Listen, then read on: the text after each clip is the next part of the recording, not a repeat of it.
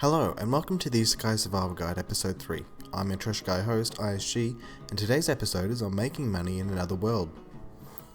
In Isekai, the main character will either kill some valuable monster or sell something they had from their previous world, or they get supported or cared for in some way. But if money was easy, the economy would have already crashed. So when you arrive in another world, you probably don't have the money of that world or anything of value. So how do you get money? Like, sure, you can tell the blacksmith how to make cold coke or the farmer about crop rotation, but they're not going to listen to some random person telling them they can double their output if they just give you some money. So what can you sell, and what stable income or job can you get? Of course, different beginnings have different methods, so I will go over episode 2's beginnings I mentioned in that video, and then talk about what to do with nothing. If you're in a summoning circle, that will generally mean that someone wanted you there, so they'll probably support you to an extent. But they'll expect something from you in return, so I would suggest not being too indebted to them, or at all, until you find out what they want. Not to say no one can be nice for being nice, but they wouldn't go through the effort to summon you just to be nice. If you're already born as a baby, your family will normally take care of you and help you find a job when you're older, if you haven't already begun making stuff from this world. If your family doesn't take care of you, it becomes a whole different problem of letting the right people know and them helping you. Next, body swapping. If you have switched bodies, it could mean that you already have a job and maybe some money. It's just trying to figure out what job you have and where that money may be. Now onto starting with nothing. So with nothing but you, and presumably what you're wearing, what do you normally have on you that would be worth anything in the other world? You might think your phone, and yes, you can surprise and wow some people and you can try and see how much you can get for it.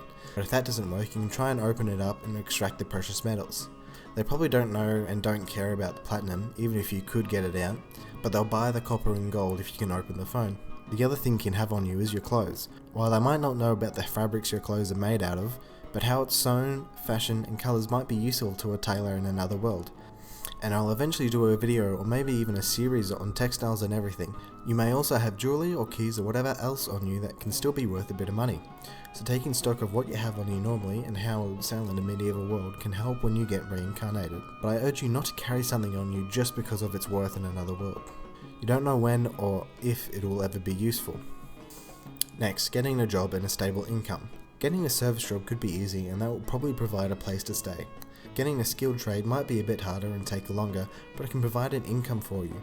Once again, I'll do a video on every trade so you're not walking in blind.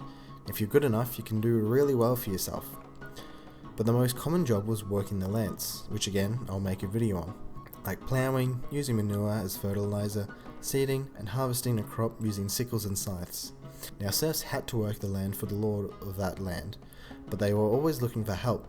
Even whole villages would come together just to get an ox they would rotate to everyone's fields. So while it might not be the best, it's work. And while that might not include an income, it will probably provide you with a place to rest and some food to eat. That should be it. If you have more information or thoughts on topics discussed today, be sure to leave them in the comments. Now I'll be more than happy to remake the video. In my next video, well, I didn't have an idea of what the next video was going to be, because while I have talked about other video ideas, I feel like there should be a proper order to this. I'm not going to make a video on making complex drugs just after starting, but I will eventually. Then YouTube sent me a message, saying I can now do community post, and it clicked. I'd make a post asking you guys what you want to see. But it was almost a depressing reaction, but Killjoy has my back, and he voted on a skill-orientated video. So in my next video, I'll go over haggling, negotiation, and convincing skills. Hopefully you'll be able to stick around for it. Goodbye.